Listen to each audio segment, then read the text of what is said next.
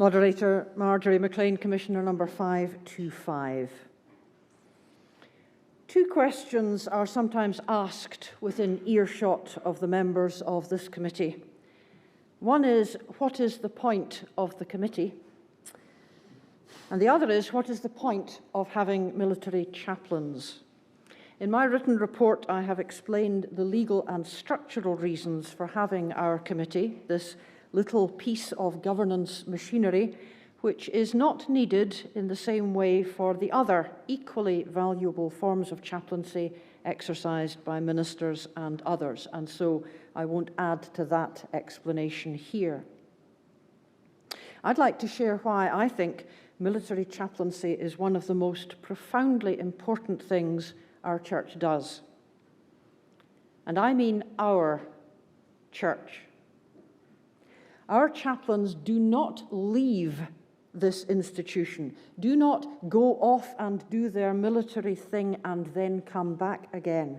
We do not lose them for their years of service as regulars or their weeks per year of service as reservists. They are throughout as much ministers of the Kirk as I am. I could talk of the reach of the church to thousands of young, active adults who are not otherwise reached by us. I could talk of the contribution of Christian wisdom to the moral component of the most difficult and dangerous elements of national life. I could talk of the wonderful wealth of experience, skill, and understanding that chaplains bring into their later civilian ministries. But instead, I'm going to describe the single most emotionally difficult moment of my own ministry as a reservist chaplain. A dozen miles off the coast of Libya, in the heat of an August morning in 2016, I was serving for a month as the chaplain of the Navy's survey vessel HMS Enterprise in the middle of her deployment of more than a year in the migrant rescue efforts of a European Union task force. At first light each day, the spotter plane of the nearby Italian aircraft carrier would find the horribly overcrowded rubber boats that had been pushed off from the beaches in the Bay of Tripoli under cover of darkness, with only enough diesel to make it into international waters. You see, our presence was part of the smugglers' business plan. It was rescue by us or certain death. But even in the boats we rescued, not everyone survived.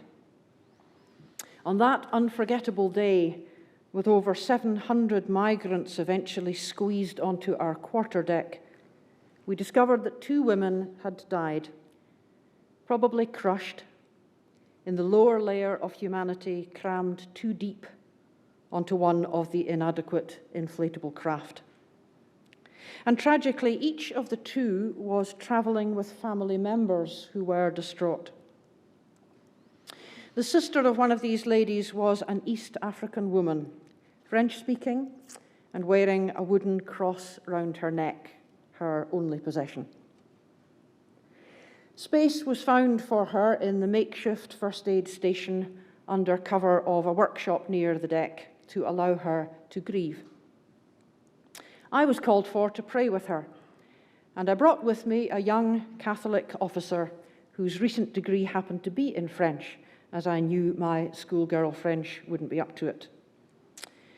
We must have looked ridiculous, he and I, wearing full white paper PPE long before we all became used to it in more recent times, and kneeling on the uncomfortable hot metal deck in front of the woman as I held her hands in mine.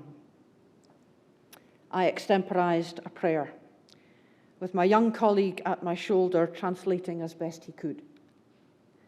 And then suddenly, the sorrowing figure took a breath and began to pray.